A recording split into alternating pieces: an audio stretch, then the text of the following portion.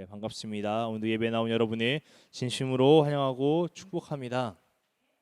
네, 혹시 개를 키우시나요? 네, 키우시죠. 네. 요즘은 이제 개를 단순히 동물로 여기지 않더라고요. 이제 가족처럼 가족의 한 구성으로 여기는 사람을 많아졌습니다. 그래서 예전에는 그냥 개, 강아지 이렇게 불렀었는데 요즘은 그냥 개라고 안 부르더라고요. 반려견이라고 부르더라고요. 그래서 이 반려견이 무슨 의미냐 봤더니 이제 동물로만 여기는 것이 아니라 이 개를 한 가족의 구성원으로 가족처럼 여긴다고 해서 이제 반려견, 고양이면 반려묘 뭐 이런 식으로 반려를 붙여서 반려견이라고 부르고 있습니다. 또 이제 이게 얼마나 강아지가 이제 반려견이 영향력이 크냐면 TV를 보면 이제 사람의 중심으로 하는 게 아니라 이제 반려견 중심으로 TV가 나오기 시작합니다. 반려견을 다루는 법, 반려견을 이해하는 법, 반려견을 위해서 어떻게 관리해 줘야 되는지 이런 것들 훈련 프로그램이 나오기 시작하고 이제 반려견 훈련사라는 직업이 매우 핫해지기 시작했습니다. 저도 이제 강아지를 어렸을 때 많이 키웠거든요. 근데 그때 강아지 키웠을 때 인식이랑 지금이랑은 이제 많이 달라졌음을 느낍니다. 강아지의 복지라고 하기, 반려견의 복지라고 하긴 좀 웃긴데요. 그 복지가 굉장히 많이 올라갔더라고요, 반려견을. 예전에는 그냥 주는 대로 먹는 거지. 뭐 남은 밥도 먹었고, 그렇죠? 뭐 그때는 뭐지 뭐 누렁이라 이름도 누렁이라 불렀잖아요. 요즘은 누렁이라는 이름 안 씁니다. 굉장히 이쁜 이름들을 넣어주고 동네에도 이제 펫샵 그리고 동물병원, 강아지에 대한 관심이 굉장히 많아졌어요. 많은 것들이 생겨났습니다. 이제 수요가 늘어난 만큼 반려견에 대한 관심이 있고 애정이 있는 사람들이 많아진 만큼 공급이 늘어나는 거죠. 근데 또 이제 신기했던 게 옛날에는 그 시저라는 강아지 그 있었거든요. 강아지 그림 그려져 있는 무슨 팩 같은 거 있었거든요. 강아지 밥. 이렇게 좀 고급 그런 밥이었던 걸로 기억해요. 근데 요즘은 뛰어넘어서 이제 강아지 다이어트 식품, 유기농 사료, 뭐 알러지 사료까지 있어요. 그리고 또 강아지 피부 관리해준다고 스킨 뭐 컨트롤, 뭐 별의별 사유로가 다 있더라고요. 보면서 와, 제 강아지는 그냥 개가 아니구나, 짐승이 아니라 진짜 사람에 준하는 그런 반려견이 맞구나. 사람의 자리를 대신할 만한 이제 위치를 가지고 있는 것이 반려견이었구나를 실감하게 됩니다. 그래서 보니까 또 이제 궁금한 게 그럼 도대체 반려견을 왜 키울까? 반려견 강아지는 돈 벌어오지 않거든요. 어떤 생산적인 일을 하지 않은데도 사람들이 왜 강아지를 키우려고 할까? 어떻게 보면 이제 사람을 키우는 것보다 더 많은 비용이 들어가는 것 같기도 해요. 보면은 웬만한 우리는 병 받으면 이제 의료보험이 되니까 부담 없이 병원에 가잖아요. 강아지는 이제 의료보험도 안 되니까 뭐 비용이 엄청나게 비싸기도 하고요. 또 우리는 이제 뭐 커트하면 남자는 10,000원, 20,000원, 여자는 이제 뭐 30,000원, 50,000원 커트를 한다고 치면 강아지는 6, 7만 원 싸면 비싸면 20만 원 막 이런 비용이 넘기도 합니다.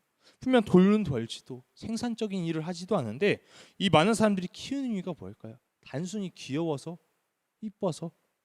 물론 귀엽고 이쁘고 사랑스러운 것도 있습니다. 그렇지만 그 이상의 가치가 있더라고요. 그래서 대표적인 가치가 무엇일까 이제 고민하고 봤더니 이 반려견은 사람에게 심리적인 안정을 주더라고요. 어떻게 주느냐? 반려견은 항상 주인을 열심히 따르더라고. 주인이면 쫄래쫄래쫄래 해가지고 꼬리도 흔들고 주인한테 부비부비 대고 항상 주인을 반겨주고 합니다. 절대 배신하지 않습니다. 혹시 그 뉴스 기사나 어디에서 뭐 반려견이 주인을 배신했다라는 기사 본 적 있으신가요? 아니요, 저도 못 봤어요. 사람은 배신할지라도 반려견은 배신하지 않습니다. 오히려 불난 집에 들어가서 주인을 깨웁니다. 자신이 생명에 다해 주인을 건져냅니다. 그런 물에 빠진 아이들을 구출하기 위해 물로 뛰어드는 강아지들, 이런 반려견들을 보니까 그런 것도 있더라고요. 또 물론 이제 가끔 사나운 반려견도 있어요. 그렇지만 대부분의 반려견은 항상 사람을 보면 꼬리를 살랑살랑 흔들며 반겨줍니다. 예. 물론 이제 같이 놀아주거나 맛있는 음식을 주면 더 열심히 흔들기도 해요. 좀 더 빨라지긴 하더라고요. 그럼에도 항상 살랑살랑 흔들면서 사람을 반겨주더라고요. 그리고 사람을 반기는데 마지막으로 반려견은 이유가 없더라고요. 내 주인이 부와 명예가 있어서 잘나서 돈을 많이 벌어서, 아니요, 그냥 주인이란 자체만으로도 꼬리를 살랑살랑 흔들면서 내 주인이 오면, 내 주인의 냄새가 나는 순간 달려가더라고요. 소리가 들리는 순간, 목소리가 들리면 그런 것이 반려견입니다. 심지어 자신을 버리는 그 주인을 보면서까지도, 자신이 버려짐을 알면서까지도 주인에게 끝까지 따라가는 것이 반려견이더라고요. 이렇게 배신하지 않고 항상 변함없이 반겨주고 조건 없이 반겨주는 이 반려견이 특징이더라고요. 이러니까 사람들이 푹 빠지겠구나. 이 얘기를 정리하면서 저도 다시 강아지 한번 키워볼까 이런 생각이 들 정도로 매우 매력 있었습니다. 그러니까 사람들이 왜 지극정성으로 이들을 키우려고 하는지, 이들을 함께 하려고 하는지 알 수 있었습니다. 배신하지 않으니까요. 부어줬으면, 노력을 했으면 그 이상으로 보답을 했지 까먹질 않더라고, 반려견 같은 경우는. 그래서 사람들이 이제 사람에서 얻지 못하는 거예요. 자신에게 다가오는 친절함, 자신에게 꼬리 흔들어 주는 만큼 반겨줌, 이런 것들, 이런 마음들을 얻지 못하니까 이제 반려견에서 통해서 얻기 시작합니다. 요즘 시대를 보니까 사람에게 신뢰 얻기 참 어렵습니다. 신뢰를 주기는커녕 배신만 안 당하면 다행이죠. 그죠? 뒤통수 안 치면 다행인 것이 요즘 시대이기 때문에 이런 모습, 그리고 또 지속적인 모습을 보여주기 어려워요. 사람의 감정 기복이 얼마나 심합니까? 강아지처럼 항상 와서 반겨주고 꼬리 흔들어주는 게 참 어렵더라고요. 네. 그러니까 사람들은 이제 사람에게 그것을 얻기보다, 사람에게 그 에너지를 쏟아서 내게 얻는 것보다 차라리 강아지에게 쏘는 게 낫다, 개에게 쏟아서 함께하는 것이 낫다, 이렇게 생각하는 것입니다. 그래서 점점 벌어지기 시작했습니다. 이제 강아지가 대체제가 된 거예요. 내 마음의 대체제. 그러니까 가족이 된 겁니다. 어떻게 보면 사람보다 강아지가 더 나은 부분들이 보여지기 시작하니까 이제 사람 대신 강아지로 대체제가 떠오르기 시작하는 겁니다. 오늘 말씀 듣는 여러분은, 하나되는 교회 성도님 여러분은 반려견보다 더 가치 있는 삶이 되길 축복합니다. 참 웃기죠. 이제 살다 비교당하는 게 개랑 비교되다니 참, 그렇죠? 그렇지만 반려견보다 가치 있는 삶이 되어야 됩니다. 우리는 긴장해야 됩니다. 배신보다는 신뢰를 줄 수 있는 사람이 되어야 되고, 우리가 하나님의 사랑을 입었으니 그 사랑을 누구에게나 조건 없이 전할 수 있어야 됩니다. 그러기를 축복합니다. 네, 오늘 이제 우리가 읽은 말씀은요, 나오미라는 여자, 나오미는 이제 시어머니입니다. 그리고 두 며느리가 나옵니다. 오르바와 룻. 예. 이들의 상황이 무슨 상황이었냐? 앞에 상황을 보니까 흉년이 들어서 먹고 살 게 없어요. 아마 이제 여기저기 떠돌아다니는, 이 나라를 갔다가 저 나라를 갔다가 떠돕니다. 근데 이 사이에 엎친 데 덮친 격으로 두 아들이 죽었습니다. 시어머니 나오미는 자신의 두 아들이 죽어버린 것이고, 또 며느리 둘은 자신의 남편이 죽어버린 것입니다. 네. 정말 절망적인 상황이죠. 네. 재산이라도 많았으면 그녀만 나왔겠지만 적혀 있습니다. 성경에 흉년이 들었으므로. 네. 그리고 성경에서 말하기를 가장 불쌍한 사람들의 대상을 누구라고 하느냐? 고아와 과부라 말합니다. 고아와 과부는 참 비참한 신세였거든요. 참 어려운 신세였거든요. 근데 이 지금 나오미와 이 두 며느리의 신세가 무엇이냐? 과부였습니다.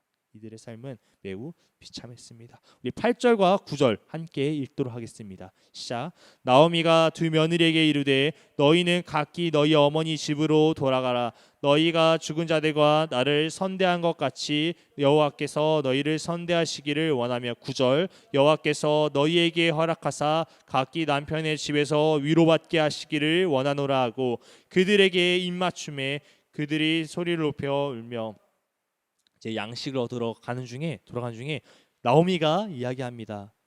오르바 룻, 이 두 며느리에게 며느리들아 이제는 각각 너희가 집으로 돌아가라. 이제는 지금까지 너희들이 나와 죽은 내 아들들을 잘 보살폈으니, 잘 대해줬으니 이제는 여호와가 너희를 보살펴 주시기를 내가 원한다. 그리고 여호와께서 아마 이제 너희에게 새 남편과 새 가정을 꾸려주셔서 너희가 이제는 행복해라, 평안하기를 원한다 말씀하신 겁니다. 가라는 거죠. 나와 고생하지 말고 너희들이 지금까지 날 보살펴 준 것으로 충분하니 이제 너희는 가. 너희 할 도리 다 했어. 너희도 가서 다시 새롭게 시작해. 언제까지 나와 이렇게 살겠니? 이제 너희도 행복해라. 새 가정을 꾸려라. 미래를 위해 살아가라. 하나님이 너희를 축복해 주실 것이라 나는 믿는다. 기도한다 하는 것입니다. 근데 참 보니까 신기했던 게 며느리에게 대접받고 보살핌받는 시어머니 요즘 좀 드문 것 같습니다. 그쵸? 참 어려워요. 서로가 이제 그쵸? 이것을 보았을 때 나오미는요, 이 오르바와 룻에게 참 좋은 시어머니였던 것 같습니다. 물론 이제 남편이 살아있을 때 어쩔 수 없이 시어머니에게도 잘 해야겠죠. 그렇지만 남편이 없어졌을 때 남편이 없다는 건 관계가 끝났다는 겁니다. 시어머니로서 이제 며느리로서의 역할이 사라진 것이죠. 그럼에도 시어머니를 모셨다는 것, 죽은 남편을 잘 보살폈다는 것, 이것은 나오미는 며느리들에게 사랑받는 시어머니였음을 알 수 있습니다. 물론 이제 오르바와 룻이 이 두 며느리가 성품이 매우 좋아서 의리가 있어서 정이 있어서 사랑이 넘쳐서 이 시어머니를 잘 모셨을 수도 있습니다. 그렇지만 이 며느리들이 생각하는 나오미의 모습을 보니까 이 시어머니 또한 나오미 또한 굉장히 좋은 시어머니였음을 알 수 있습니다. 이 현실적으로 보았을 때 남편이 없습니다. 물론 이제 그나마 젊은 사람들은 노동이라도 할 수 있겠죠. 어디라도 일을 할 수 있겠죠. 재혼이라도 할 수 있겠죠. 며느리들이야 젊으니까. 그렇지만 나오미는 나이가 들었습니다. 재혼을 할 수도 없습니다. 아이를 낳을 수도 없습니다. 진짜 불행한 과부 중에 과부인 것입니다. 근데 그럼에도 나오미는요, 이 며느리들에게 나 좀 붙들어, 나 좀 책임져. 지금까지 너희들이 날 잘 지켜줬으니 보살폈으니 앞으로도 보살펴줘 라고 얘기하는 것이에요. 너희 살 길 찾아, 너희 갈 길 찾아, 너희에게 평안이 있기를 원한다, 이렇게 말할 수 있는 시어머니입니다. 그래서 참 나오미는 좋은 시어머니였다라고 보여집니다. 여러분, 우리의 삶이 나오미 같은 삶이 되기 바랍니다. 나의 처지, 나의 상황 무시할 수 없죠. 사람인지라. 그렇지만 상대방을 보면서 축복해 줄 수 있는 삶. 하나님의 축복은 나만을 위해 있는 축복이 아니라 누군가를 위해, 다른 사람을 위해 해줄 수 있는 축복이 되길 바랍니다. 나의 이익, 나의 욕심만 추구하는 것이 아니라 다른 이들을 위해 축복할 수 있는 것입니다. 나오미는요, 이 며느리들이 없으면 당장 굶어 죽을 수도 있습니다. 그렇지만 그럼에도 진심으로 축복을 빌어주는 것입니다. 나오미처럼 진심으로 두 며느리를 생각하고 위하는 것, 이것이 진정으로 하나님을 알고 믿는 우리들의 삶이 되어야 하는 줄 믿습니다. 10절에서 11절 함께 읽도록 하겠습니다. 시작. 나오미에게 이르되 아니니이다. 우리는 어머니와 함께 어머니의 백성에게로 돌아가겠나이다 하는지라. 나오미가 이르되 내 딸들아 돌아가라. 너희가 어찌 나와 함께 가려느냐. 내 태중에 너희 남편될 아들들이 아직 있느냐. 나오미는 새로운 시작하라 가라고 얘기하지만 두 며느리들이 어떻게 얘기합니까? 떠나지 않습니다. 떠나지 않겠다 얘기합니다. 참 뭉클하죠. 가슴 참 감동적입니다. 나오미는 오르바와 룻을 보면서 이제 며느리라고 안 부르더라고요. 두 딸이라고 부릅니다. 내 딸들아 돌아가라. 피 한 방울 섞이지 않고 관계를 이어갈 아들들이 없음에도 나오미는 이 며느리들을 딸이라고 부를 만큼 사랑하고 있더라고요. 딸이라고 부를 만큼 애정하고 있던 것입니다. 그러니까 그만큼 애정하고 그만큼 사랑을 주니까 이 사랑을 입은 오르바와 룻 두 며느리들은 그 사랑을 보답합니다. 어머니 저 안 떠나요. 이렇게 이야기합니다. 어머니와 함께 가겠습니다. 이야기합니다. 여러분, 사랑은요 베풀면 돌아오는 것입니다. 사랑은 사랑을 거두게 합니다. 성경에서는 심은 대로 거둔다고 얘기합니다. 여러분, 혹시 나의 자녀, 남편, 아내에게 무엇을 심고 계십니까? 섬김도 심고 사랑도 심고 계십니까? 앞으로도 영원히 심으시기 바랍니다. 거두게 될 겁니다. 그렇지만 제가 여러분, 거두기 위해 사랑하는 것이 아니라 이 무엇을 심느냐는 속성이 있더라고요. 무엇이 심고 그 심은 대로 거두는 것이 인생의 법칙이더라고요. 하나님께서 말씀하시는 거라고. 그렇기 때문에 사랑을 심으라고 말씀드리는 겁니다. 사랑을 심으면 그 사람도 사랑을 얻게 되고요. 그 사랑이 나에게도 돌아오는 거. 서로가 사랑이 계속 도는 겁니다. 불신을 심으면 불신이 계속 돌 거고요. 원망이 심으면 계속 원망이 돌 거고요. 그렇기 때문에 사랑을 심으라고 말씀드립니다. 가치 있는 것입니다. 위대한 일입니다. 그러나 사랑을 심는다는 것 그저 되지 않습니다.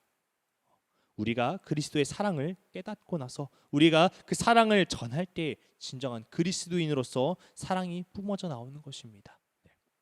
12절 14절까지 함께 읽도록 하겠습니다. 시작. 내 딸들아 되돌아가라. 나는 늙었으니 남편을 두지 못할지라. 가령 내가 소망이 있다고 말하든지 오늘 밤에 남편을 두어 아들들을 낳는다 하더라도 너희가 어찌 그들이 자라기를 기다리겠으며 어찌 남편이 되겠다고 결심하겠느냐. 내 딸들아 그렇지 아니하니라. 여호와의 손이 나를 치셨으므로 나는 너희를 말미암아 더욱 마음이 아프도다 하매 그들이 소리를 높여 다시 울더니 오르바는 그의 시어머니에게 입맞추되 룻은 그를 붙주었더라. 내가 다시 자녀를 낳아 너희와 결혼시킬까? 그것은 불가능하지. 말도 안 되는 소리야. 돌아가 얼른. 나오미는 또 이야기합니다. 나오미는요 이제 나이가 있어요.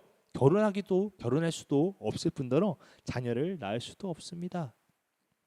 그러므로 두 아들을 낳고 두 아들이 자라서 그 시간이 또 엄청 걸리겠죠. 며느리가 혼인시킨다는 건 말도 안 되는 일입니다. 근데 나오미는요 이 불가능한 생각이라는 걸 알고 있습니다. 불가능한 일을 할 만큼 두 며느리를 아끼고 사랑한 것이죠. 이제 한편으로는 이런 의문이 들었어요. 그냥 돌아가라. 강력하게 돌아가라. 내치면 될 것인데 떠나길 바란다 말하면 될 것인데 이렇게 나오미는 이렇게 구체적으로 얘기했을까? 이런 방법들을 내가 뭐 다시 결혼을 하랴.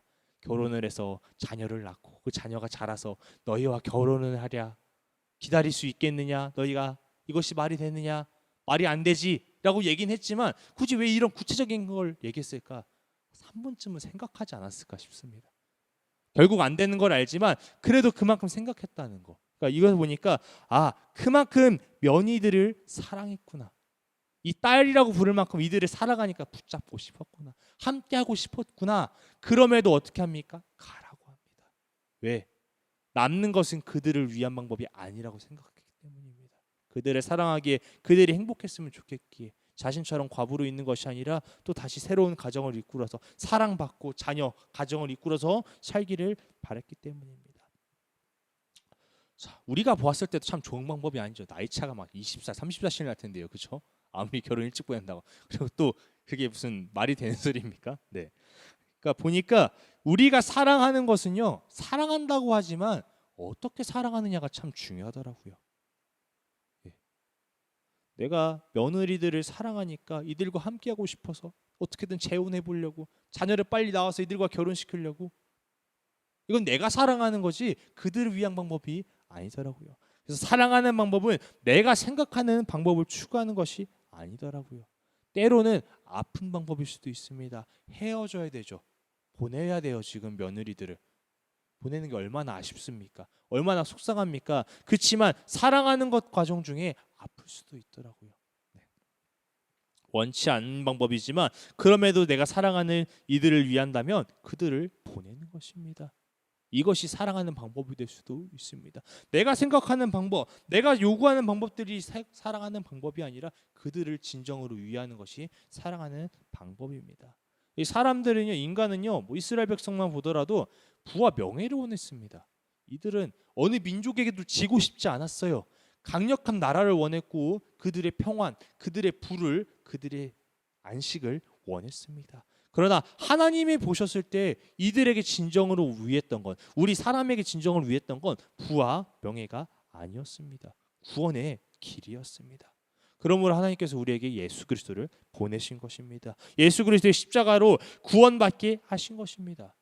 자신의 사랑하는 아들이 이 땅에 가서 핍박당하고 조롱당하고 그리고 결국 살이 찢겨서 피 흘리며 십자가에 달리는 거 굉장히 가슴 아픈 일입니다. 그럼에도 이것을 하신 이유가 무엇입니까? 우리를 사랑하셨기 때문에, 우리를 구원케 하셔야 됐기 때문에 우리를 위해서 그런 일을 하신 것입니다. 우리가 인간이 원했던 건 돈이었어요. 명예였어요. 십자가의 길이 아니었어요. 그러나 진정으로 우리가 원했던 건 하나님께서 보시기에 구원의 길이었습니다. 천국을 소망하는 삶을 하나님께서 원하신 것입니다. 우리가 때로는 사랑한다고 그들을 위한다고 생각할 노력하고 하는 거 좋습니다. 그러나 뭐 보아야 되는 겁니다. 진정으로 이들에게 필요한 것이 무엇인가 보아야 된다고 합니다. 우리가 구해야 될 것은 하나님의 나라인 줄 믿습니다. 진정으로 필요한 건 썩어질 육신의 것들이 아니라 영원한 하나님의 나라인 것입니다. 사랑하실 때 나의 방법, 나의 생각 열심히 간구해봐 찾아봐야 되죠. 그럼에도 모르겠다면 그리고 생각하면서도 기도하시기 바랍니다. 하나님, 제가 이들을 위해 진정으로 사랑할 방법이 무엇이겠습니까?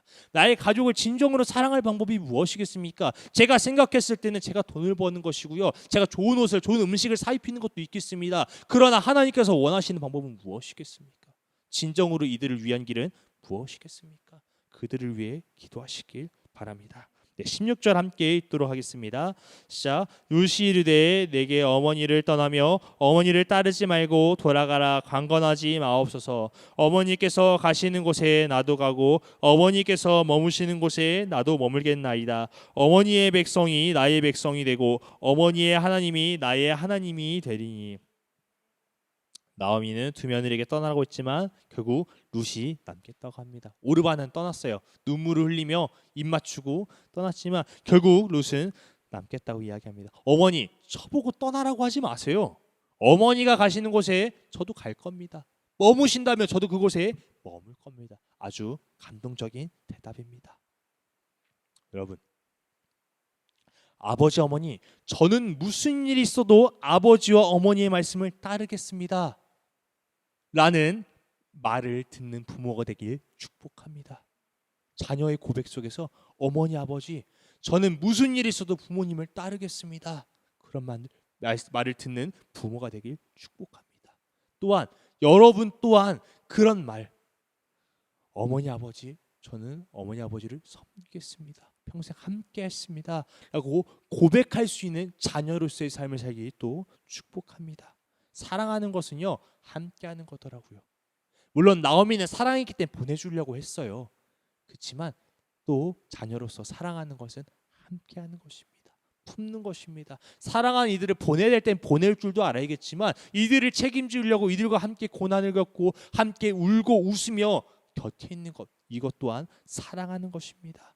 어려움이 다가와도 마음 모아 견디는 겁니다. 힘을 합치는 것이죠. 이것을 사랑하는 것이라는 겁니다. 이 말씀을 들으면서 눈에 띄는 구절이 있었습니다. 이 마지막 구절, 맨 마지막 구절. 어머님의 하나님이 나의 하나님이 되시리니. 어머니의 하나님은 나의 하나님입니다. 이 말을 듣고서는요, 저는 이제 회개해야겠다는 마음과 이 전율이 올랐습니다. 막 소름이 돋더라고 몸에. 자, 우리 그리스도의 삶을 먼저 돌아보기 원합니다. 우리 그리스도인들의 삶은 존경받는 삶인가요? 인정받는 삶인가요? 요즘은 참 부끄럽습니다. 예전에는 교회를 다닌다고 하면 참 자랑스러웠어요. 예? 제가 어렸을 적 꿈이 청하는 꿈이 무엇이니? 저는 목사님이라면 다들 우와 해주셨습니다. 예. 교회 안 다니는 사람들도 교회 말고도 학교에서 다들 와 이렇게. 그렇지만 지금은 그렇지 않습니다. 어디 가서 전도사라고 말하기 참 쫌쫌쫌쫌거립니다. 예, 그리스도인이라고 말하고 참 부끄러운 거예요. 예, 왜 그럴까요? 우리의 삶이 부끄럽습니다. 우리 교회 현실이 참 부끄럽습니다. 예수를 믿는다고 이야기하지만 예수 믿는 삶이 참 드러나지 않는 우리들의 모습을 보니까 참 부끄러운 겁니다. 저도 부끄럽습니다. 전도사이지만 참 전도사로서의 삶을 지키지 못했음이 부끄럽습니다. 우리는요, 진정으로 그리스도인이 되길 소망합니다. 네. 진정으로 그리스도의 삶이 우리 모습 속에, 우리 삶 속에 녹아지길 소망합니다. 예. 그래서 이제 한번 회개를 했고요. 이 전율이 돋은 게 무엇이냐? 이 롯은요, 시부라서 나오미의 삶을 본 거예요. 이 시어머니의 삶을 본 거예요. 처음에는 잘해줬겠죠. 아이, 우리 며느리, 그렇죠? 겉으로는. 시간이 지나면 사람이 변하죠. 뭐 퉁퉁될 수도 있고, 아, 며느리야 이것 좀 해봐라 이렇게 할 수도 있습니다. 근데 이 롯은 나오미를 보면서 아, 우리 어머니는 말로만 그리스도인이 아니었구나. 말로만 하나님을 믿는 것이 아니라 진정으로 하나님을 믿는 사람이었구나. 그러니까 어머니의 하나님이 나의 하나님이 되시니. 롯은 고백하는 겁니다. 어머니의 하나님, 그 하나님 나의 하나님 되길 소망합니다. 우리 시어머니가 믿는 하나님 나도 믿고 싶다. 그 하나님이 나의 하나님이었으면 좋겠다. 나도 하나님 믿고 이 나오미 시어머니처럼 살고 싶다. 고백하는 것입니다. 우리 주변 사람들과 더 넓은 사람들이 우리를 보았을 때 이런 고백이 일어나길 소망합니다. 와, 우리 엄마를 보니까, 우리 아빠를 보니까, 와, 내 친구를 보니까, 와, 우리 직장 동료를 보니까 하나님 저렇게 믿는 거구나. 하나님 믿으니까 저렇게 달라지는구나. 그런 소리 듣는 겁니다. 이제는 저 사람은 전도사라는데 왜 저래? 왜 이렇게 화가 많아? 아유, 승질 안 죽었네 전도사. 제 얘기입니다. 교회 다녀서 소용없어. 이런 부끄러운 소리가 아니라 와, 한청 전도사 보니까 하나님 말씀이 드러나는구나. 우리 한민 집사님 보니까 예수 그리스도의 사랑이 드러나는구나. 지금도 충분히 드러나십니다. 퍼주는 거 좋아하시고 섬기지는 거 좋아하시고 그렇죠? 사람 좋아하시고 드러납니다. 그렇지만 우리가 이 예수 그리스도의 모습이 드러나는 것, 하나님의 사람으로서의 칭찬을 듣는 것 평생 들어야 된다는 겁니다. 예. 이것이 진정으로 하나님께 올려드리는 영광입니다. 헌금을 드리는 것, 열심히 봉사하는 것 좋습니다. 그러나 우리가 진정으로 들어야 될 것은 말씀을 삶으로 이뤄냄을, 말씀에서 삶에서 하나님의 말씀이 드러남으로 그것을 올려드리는 삶이 하나님께 진정으로 들려야 될 것인 줄 믿습니다. 제 말씀을 마칠게요. 2000년대 초반은 사람들이 교회를 보면서 교회 다니는 사람 역시 다르다 이렇게 말하였습니다. 왜요? 교회에는 나눔이 있었고 섬김이 있었고 사랑이 있고 봉사가 있어서 그것들이 사람들에게 전해지니까 역시 교회는 다르구나, 교회 다니는 사람들은 다르구나 이야기했습니다. 20년이 지난 2022년에도 지금도 또 똑같은 말은 듣고 있습니다. 역시 교회 다니는 사람은 달라. 그러나 이 다름이라는 표현이 의미가 달라졌습니다. 역시 교회 다니는 사람들이 더해. 안 좋게 이야기하는 겁니다. 교회가 교회로서, 성도가 성도로서 본분을 지키지 못하기 때문에 역시 교회 다니는 사람은 달라 들리는 것입니다. 코로나를 겪고 나니까 섬김이 사라졌고 나눔이 사라졌습니다. 사랑 또한 메말라가고 있습니다. 세상의 빛과 소금이 되어 사람들에게 소망이 되어야 되고 이들 마음 가운데 우리가 함께 되는 그 역할을 우리가 감당하지 못하는 것입니다. 그 역할을 감당하지 못할 때 오히려 반려견이 대신해주고 있습니다. 반려견이 부상하고 있어요. 그들의 가운데, 그들의 공허함 가운데 반려견이 기쁨과 행복을 채워주고 있는 것입니다. 반려견은요, 조건 없이 변함없이 항상 꼬리 흔들어줍니다. 사람을 향해서 항상 반겨주고 있습니다. 반려견을 보니까 우리 그리스도인들은 참 부끄럽지 않았나 이런 생각이 듭니다. 우리 그리스도인들이 행해야 될 이 선한 영향력은 반려견보다 나았는가? 이 질문을 던진다면 참 부끄럽습니다. 나눔과 섬김, 사랑은 예수님께서 가르쳐 주신 것이며 우리가 받아 누린 것입니다. 그러나 이름만 우리가 그리스도인이었지 예수님의 삶을 살아내지 못했습니다. 외롭고 병든 자들을 돌보지 않았고 사랑을 필요한 곳에 찾아가지 않았으며 나를 위한 신앙, 나를 위한 삶만 살아가고 있던 것입니다. 이제는 우리가 우리의 본분을 다하길 원합니다. 다시 예수 그리스도의 향기를 뿜어내는 것입니다. 그럴 때 사람들은 얘기할 것입니다. 당신의 하나님, 나의 하나님이 되길 원한다. 룻과 같이 고백할 것입니다. 나의 사랑하는 이들을 위해 기도하시기 바랍니다. 그리고 그들에게 그리스도의 선한 영향력을 전파하시길 바랍니다. 그러므로 여러분의 삶에 하나님의 영광이 드러나길 축복합니다.